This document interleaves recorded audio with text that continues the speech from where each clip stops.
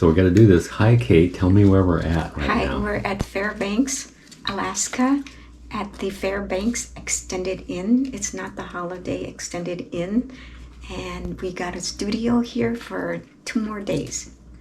We're in Fairbanks right now. We're going to do a 5-day cruise tour.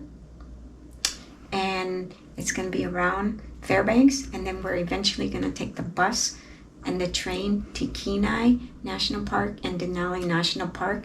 We're going to stay at 3 Princess Lodges for a total of 5 days. After that, we're going to get bused to Whittier for the cruise from Whittier down south to Vancouver.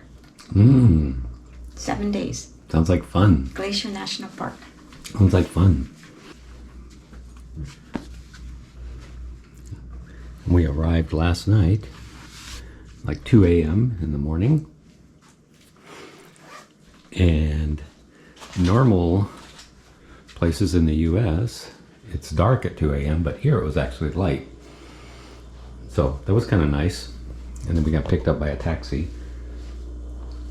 And then they were awake and they let us check in at 3 a.m. or something like that. And then we slept. Here's Kate, fishing in Alaska. Fairbanks. People fishing. People fishing, people going by on the boat. Did you make these? Yes, I did. Well, actually, I think the worst ones are the ones I bought. Like, I might have bought this one and this one. These two. And why are they bad? They're just really colorful, and usually trout. They don't really go for, at least when I used to fish, they never went for really colorful bugs like this. They like things more neutral looking. Where are you right now? We're in Fairbanks, Alaska. And what is this? This is I don't know the name of the river. What's the name of it? Chena River. It goes all over. Okay. And here I am with my own pole. Yes. And Randy's got a green line. And mine is a white line right down there.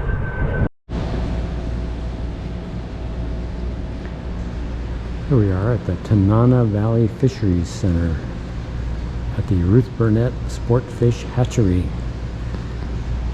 And Kate is looking at a video here. You can get a tour of in there. Yes. You can get pictures, or you can get a walkthrough if you want to turn left or right or go upstairs. Oh. This is the egg receiving portion. How do you get a tour in there? Right here. You touch down here. Oh, okay. Right down here. Yeah. And then do you want a tour or a walkthrough? I want a tour of the water intake. And there's first stage filtering and second stage. Oh, okay. The menu button, I want a walkthrough of the water intake. So I can go straight through, keep going, keep going, keep going, keep going. So it's a virtual tour. Yes. Oh, and then I could have turned right and keep going straight. Okay. Very nice. So, lots of fish here. You can see all the rainbow trout there.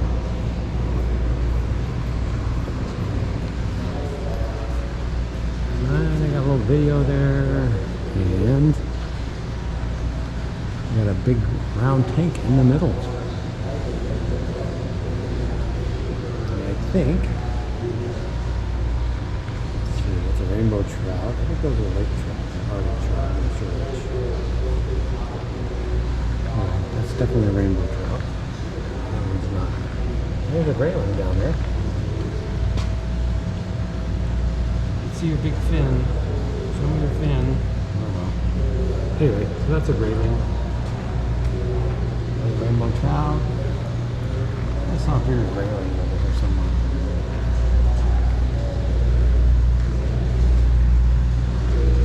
Yep. There's a grayling. Much bigger one. Hello, Mr. Grayling. Oh, maybe it's a Mrs. Grayling. I don't know.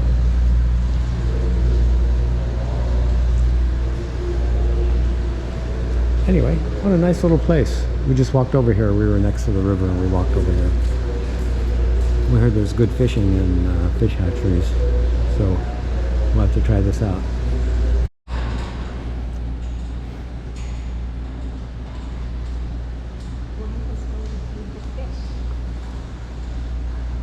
Well, here they come. They're all ready.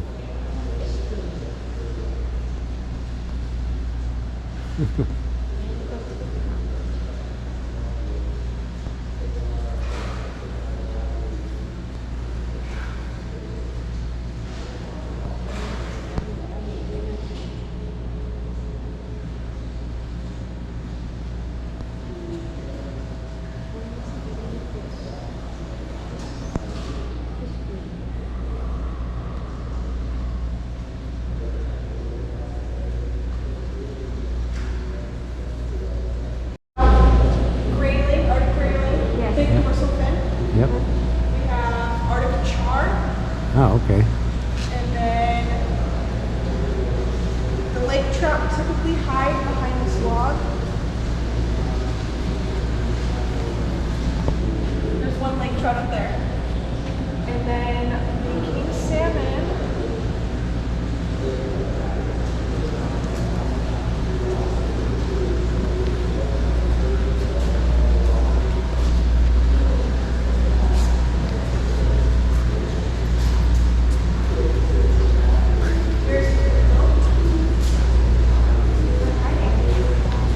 You found a good...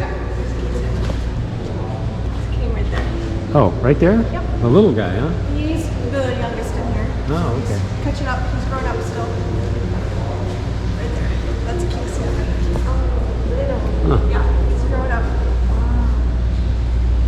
About a year old. How long do they live?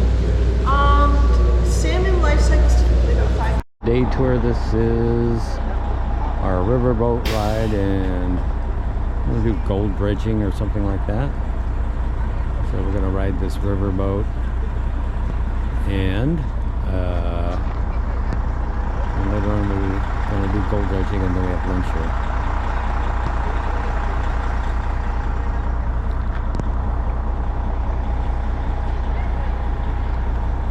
The boat holds 800 people, and it looks like we're gonna be full. And they're letting people on board. I thought they were going to start boarding at 8:45, but it started at 8:30. And Kate's probably one of the first ones. And there's Kate over there in the green. She doesn't see me. I'm waving at her and she doesn't see me at all. Okay, Kate, tell me where we're at. Hi, we're in Fairbanks on the Discovery. Well, good morning, everybody, and welcome aboard Discovery 3. We're so happy all of you could join us here on what's shaping up to be a beautiful sunny morning. My name is Skylar Evans, and I'll move for you all winter long. Whistle and wave. Now, after Charlie Binkley had been here for a while, he had a single son named Jim.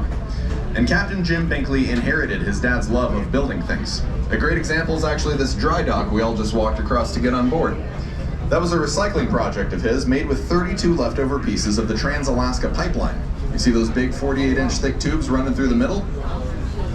Currently filled with air because that whole dock is floating. But we can fill those tubes with 100,000 gallons of water from the Juneau River to sink it. Then we float Discovery 3 over the top, pump out all that water, raise this whole boat out of the river like a big floating freighter. We're currently floating on the Juneau River, just on the outskirts of Fairbanks, Alaska. About 140 miles south of the Arctic Circle, and actually the country's northernmost metropolitan area. And Fairbanks is known as Alaska's Golden Heart City. Heart because we're right in the middle of the state, and gold because, well, we got our start off the back of a big gold rush. But depending on who you ask, you'll also hear it called the land of the midnight sun, something I'm sure many of you have noticed, maybe had a little bit of trouble sleeping depending on how good the blackout curtains in your hotel rooms are. Remember, I did mention there's free coffee all around the boat. But this river that we're on right now, and rivers like it, again, provided lifeblood to many communities around Alaska. And this one in particular, we owe the fact that we have Fairbanks at all to this Juneau River. And we've seen expansion all up and down it over the decades. Even areas which used to be forested, such as over on our left, we're seeing pretty recent development and homes getting built all the time. And I know some of you at home live on or near rivers. You start getting the side eye to these houses, noticing that they're built pretty low and fairly close to the water. But the honest answer is, this is a pretty safe river. We don't worry about flooding. Oh, wow.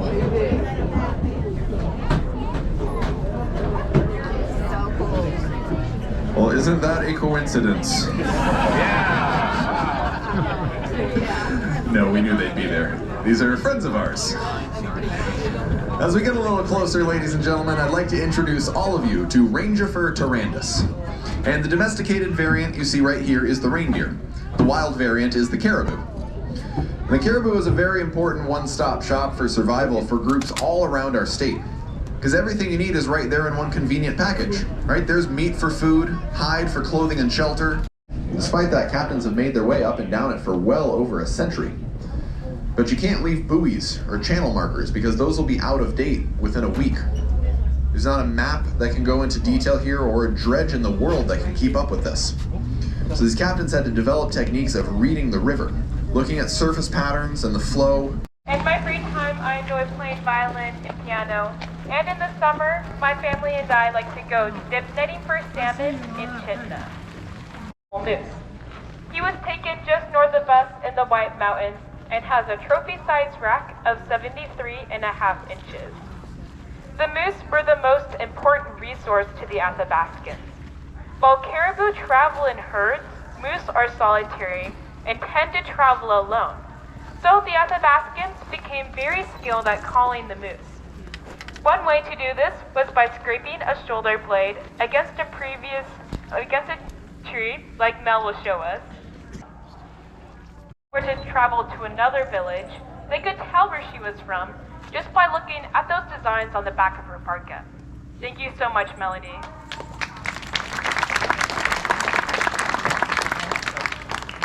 Now, if you didn't get the picture you wanted, someone will be here to model the parka right after your tour. Some interesting facts about the parka: it weighs 23 pounds and it was made for 40 below weather. So it does get quite hot in the summer.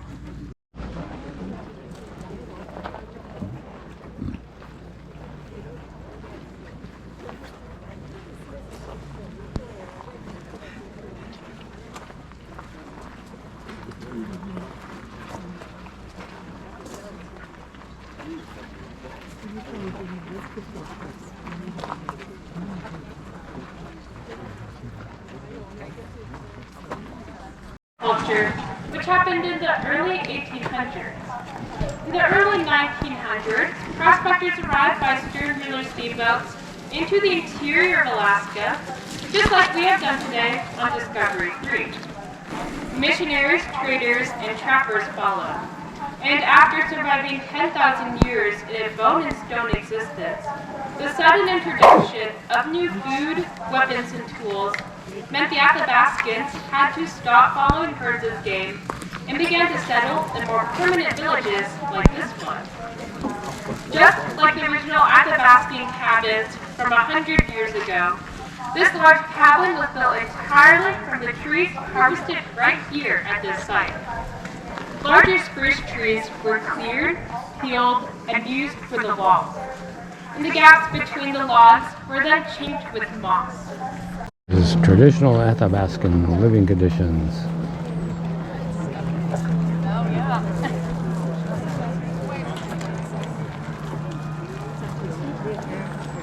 And those are reindeer, not caribou.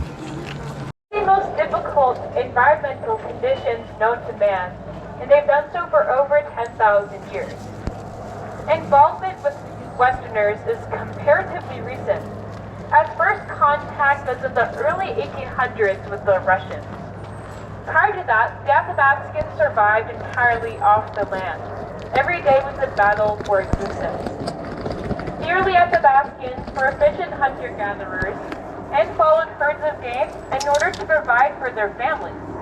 This meant roaming the Arctic constantly on the move. And caribou and moose were the primary animals they hunted. Now, the reindeer that you see here are the domestic relative to the caribou. Caribou are wild animals, and they travel in herds, often along the same migratory paths from one year. Too heavy in these photos. This is the Alaska pipeline.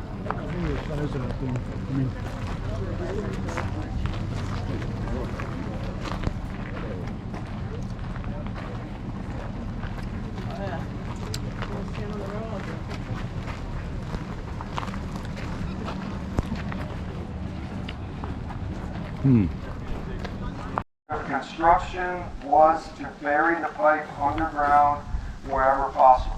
Relatively simple to dig a big trench, do some preparation work, weld the pipe together. A lucky spot on that claim, and they would dig an 8 by 8 foot shaft straight down through the frozen overburden and gravel all the way to bedrock, as much as 300 feet down on some of the deepest claims. And if they were lucky and they hit that paste streak of gold at bedrock with the bottom of that shaft, they would then start to excavate a side tunnel off of that shaft following that paste streak of gold, and that side tunnel was called a drift.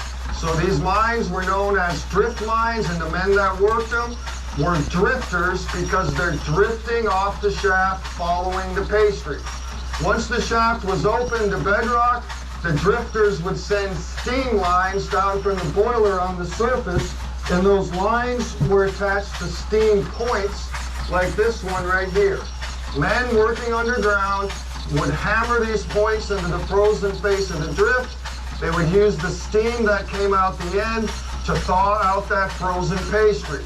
Once it was thawed, they would excavate with picks and shovels and fill up wheelbarrows, 275 pounds per load, 12 hours a day, 7 days a week for $5 a day plus board.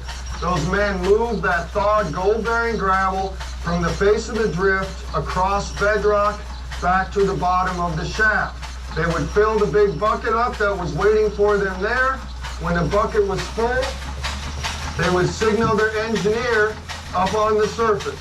At the signal, the engineer would engage his winch, lift that full bucket up and out of the shaft. It would travel up the line like you see it doing here, and that bucket would drop its contents into a pile of material like this right behind me. That is called pay dirt. Pay dirt is gold mixed in with sand and gravel. And what the drifters were looking for in the pay dirt was placer gold. P-L-A-C-E-R. Placer gold is gold that has been separated from its original lode source or its mother lode by natural erosive processes. Over millions of years, as the massive mother lode up in the hills was exposed to the elements, that gold started to break free. The gold was washed off the lode, down the hills, into the valleys. It sank down to bedrock, was frozen in place, and that is how the pay streaks were formed. To separate the placer gold in the pay dirt from the sand and the gravel, the drifters needed two things: a steady supply of water from the creeks and a sluice box. Now, a sluice box was just a narrow wooden trough set up at a downward angle, usually 18 inches across, with some riffles or wooden slats inserted into it crosswise to catch gold. When we get to the dredge, you will see a set of riffles and you'll get an explanation about how they actually work to catch gold. But the drifters would build long wooden sluice boxes right into the piles of pay dirt. They would divert the creeks directly into the sluices, and they would spend all summer long shoveling that pay dirt by hand into that sluice box to catch the heavy placer gold in the ripples. How about a hand for Kyler, our engineer, running the winch for us? Front on the gangplank is my friend Tim Lampkin. He is going to give you an explanation of this dredge. Once he's done with that, he's going to lead you through a panning demonstration. We'll teach you all how to be gold panners before we head into main camp for panning. There you go, Tim. All right, good afternoon, everybody. Welcome to Gold Dredge 8. Here she has sat since 1959. In operation, these dredges would do 3 Roll around, side to side, back and forth. You gotta hear that grinding on the bottom of the pan. If it ain't grinding, it's gonna be tough to be finding the gold. And that should also make the water dirty. I recommend you trade out that dirty water for cleaner water. The cleaner water will give you the full physical advantage. That's called specific gravity. Plus, with the cleaner water, you'll be able to see what you don't know what you're doing. Let the dirty water go. Scoop up cleaner water. Yep. That's the first step. Make the water dirty, and then make the water clean. Real simple. What could be more easier? Lots of pictures. There's a good idea. Trust any one of the excursion engineers. All up here to help their people find lots and lots of gold. The grinding gets the gold to go to the bottom. All you got to do then is wash away the top. Got to be simple if I can do it. It is the gravity. Can I stop now, Kate? Now when you're shit, celebrate. There's a little something for everybody that way. But get your There's a little gold in there. Got the most, and if for some reason your gold does not tip the scale, I'll see you right back out here for a medial pan. I did it. Pick it up? Oh, okay, I will. And you can pick that nugget up there, Randy, if you like. I recommend it. How'd you know my name? Wow, that's pretty good. Got it right there in front of you. I thought maybe you had ESP or something. Boy, that is heavy. Holy cow, look at that. Oh, is that the gold nugget? $75,000. That Wow. nugget up, man. And you can buy pelts here. Beaver 250, fox 350, blue fox 400, wolf 1950, or an Arctic wolf in 1250 for a regular wolf, probably timber wolf. Oh, what's this? It's a lynx, $500. I wonder what you do with this stuff. Here we are. This is the inside of the dredge, the gold dredge, number 8 or number 6. I can't remember. It's an even number. And out this side are the scoops that scoop up the dirt. And then this is what drives it. It's a great big electric motor, looks like. A belt, a bunch of pulleys, and then some cables. It looks like a great big belt drive there too.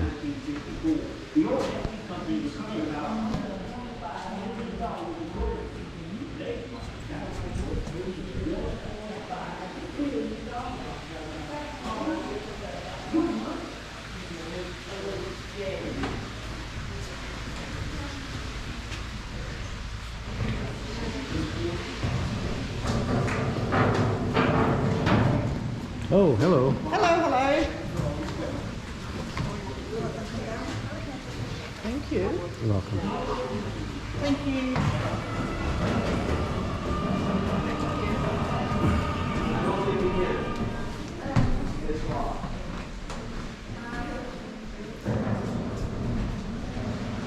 And this looks like the sluice boxes here. Oh, and here's where the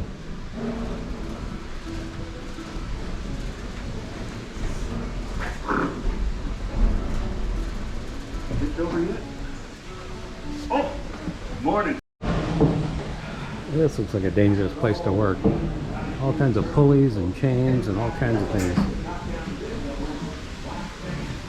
Everything's riveted together. It's like the Queen Mary.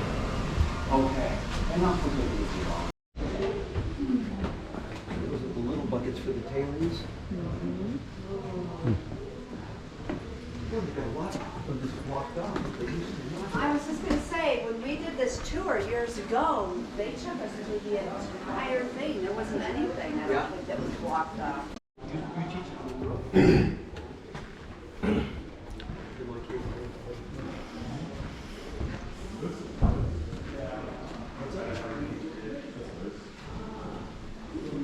What is that rotating thing that dredges the gold?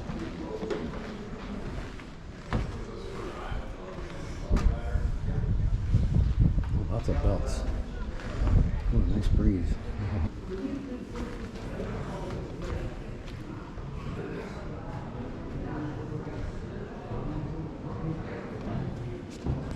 That I could wear out out the edge of the bucket too quick. You know, a fellow named Bucket Lip Louie suggested making them with a removable edge or lip. So all we had to do was replace the lip rather than the whole bucket. It was a whole lot easier, faster, and cheaper. Just like what the bucket. When you leave the big truck.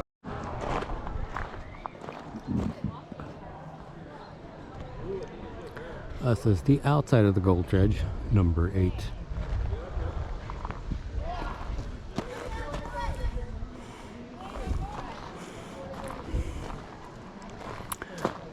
Very nice.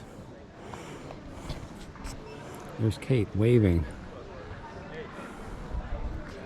Debate during the presidential election was what was going to back the national treasury. Was it going to be gold or was it going to be silver? And Dickie had been looking for gold, so that's what he now was hoping for. But these prospectors looking for silver is what they were hoping for. And it wasn't too much longer that word came from the outside about a governor from Ohio who was running for. Oh, hi Kate, where are we at? Hi, we're at Denali National Park, and only buses are allowed here, not little cars. Look at this. Beautiful day. Yes. And is that the mountain? That must be the mountain there. Right over there, covered in snow and clouds. Sometimes you can see it, sometimes you can't. Yes. Yes, in the clouds. The clouds can change anyway. And it's chilly here. It's like 100. This must be a black spruce. And black spruce only grow on permafrost. So pretty cold down there, probably a few feet down. What'd you say? Yes. Okay. Here we are in Denali.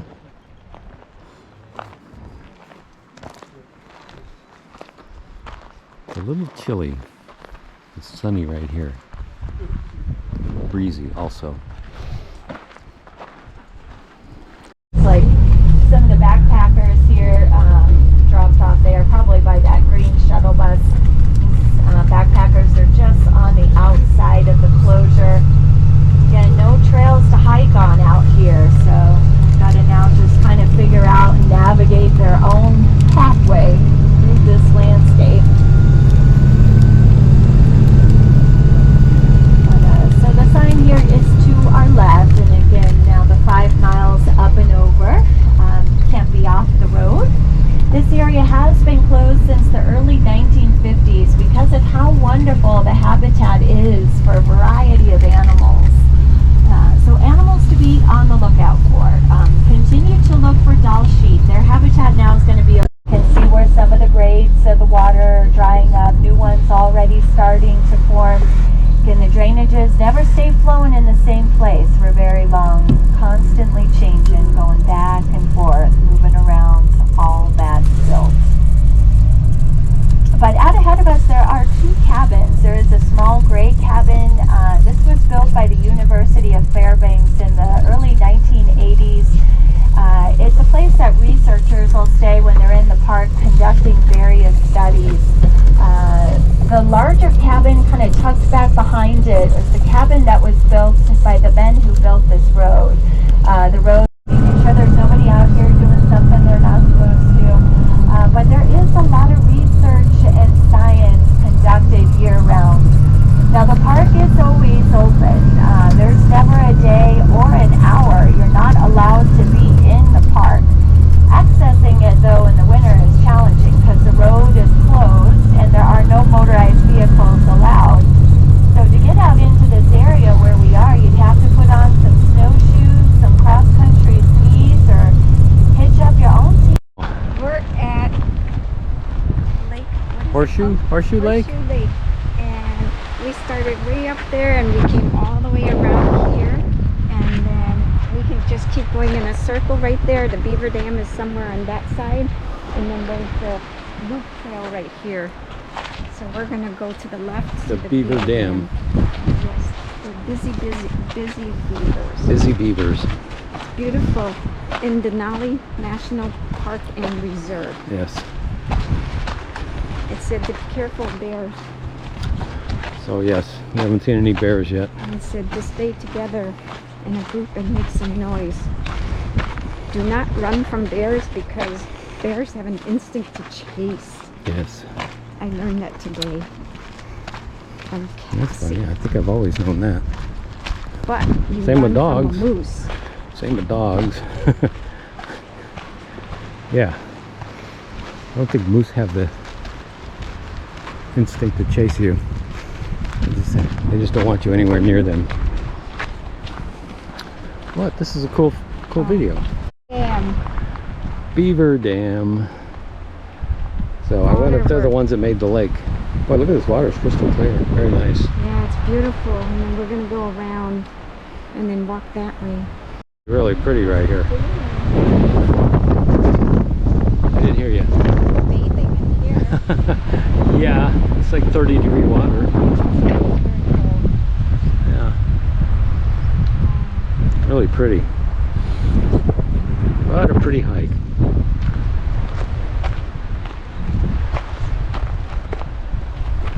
Go that way and turn around. Okay.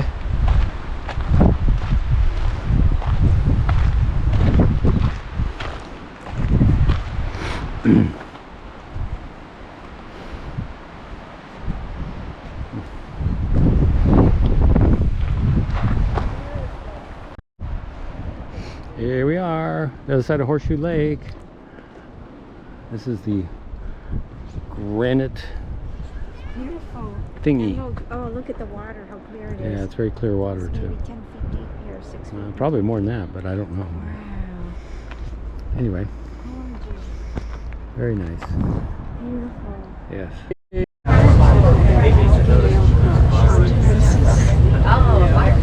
Tour vacation. And we got this nice seat right here. We got this nice wife right here. It's very roomy. Yes, this is nice. Still have all my stuff on the car and I don't want to reach the other seat yet. We're on the Denali train. Very nice. Going to the Princess something, Denali something or other. And the windows are clean too. That's Yeah. really, really nice. Yes, very clean, yeah.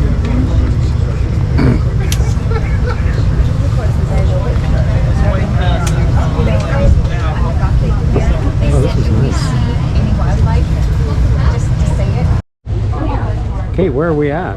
We're on the Alaskan Rail with Princess Cruise Tour, and on July 8th we go on the Princess Cruise Ship southbound from Whittier all the way to Vancouver. But right now we're in Denali. Denali. And we're going to go to Talkeetna. Oh, I thought we were going to the Princess Resort. Or you can go to Talkeetna too? Yes. Okay. What do you want to do? I want to explore Talkeetna. You do? Yes. So we're in Taisao. Because, and here's my friends Mark and Susie from Wisconsin. They picked this excursion up. Okay, so I am going to be your rail guide today. We're going down to, you folks are all going to Talkeetna. Lucky you. That's awesome. Okay, so we're going to Talkeetna today and dropping you folks off there. Let's get the safety talk out of the way first, all right? And then we'll move on to fun stuff. Most of you, except for in the back, most of you took this little step up into your seat. It's gonna be there all day. All day that step's there, all right? Look across the aisle, say hi to your neighbor. If you forget about that step, you will be in their lap. Yes. Anyone go rafting on this Tanana River? No? Oh, come on, you guys. That is still the Tanana River. That is the name of our car today, too. No.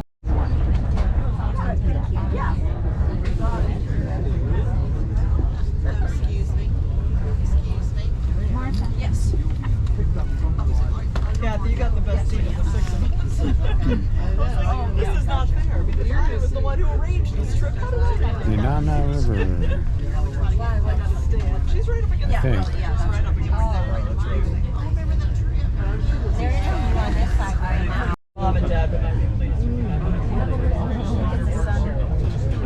sun. I'm videoing this whole thing right here. It's like 9 in the morning. But it's like that. It's crazy. Well, this year you've got a lot to say. It's very pretty. Oh, yeah. There's a big mountain there. Another one there.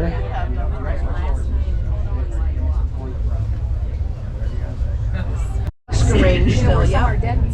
And all this is still national park over here until about milepost 324-ish, and then we'll be out. Technically, that'll be out of the park after that.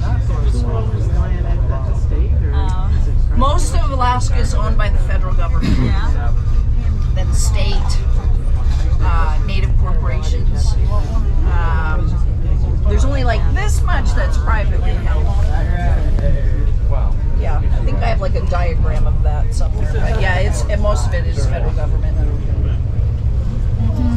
Yep.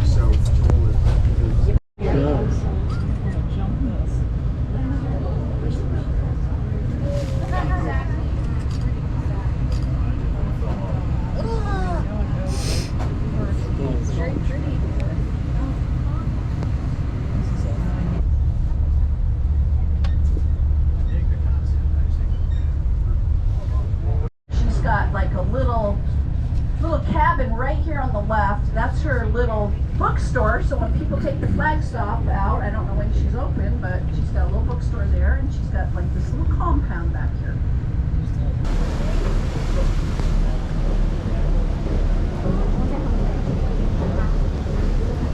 Is this Hubbard Glacier?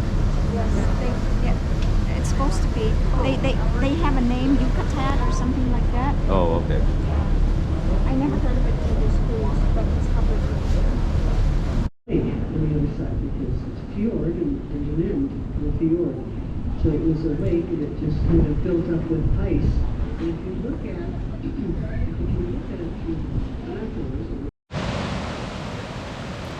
Okay, tell me where we're at and what we're up to. We're at Coco Park. There's a stream right here in Juneau, Alaska. We went up, down some wooden steps to the park there. And then we're on this side. There's a doggy park here. And a beautiful stream right here. Yes.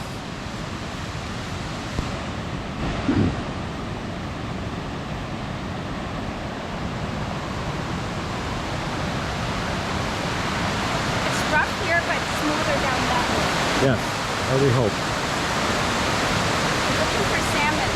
Yeah, we haven't seen any salmon yet, so maybe the runs haven't started yet.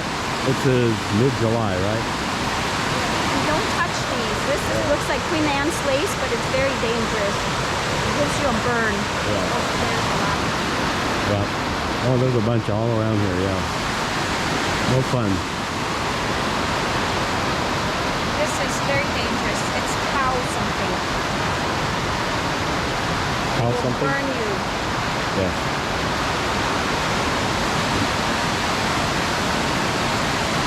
Every hike,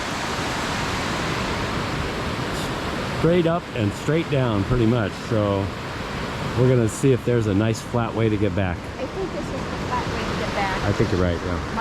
Whoop. Here we are in the stream. Very nice. We're gonna try fly fishing here for a minute.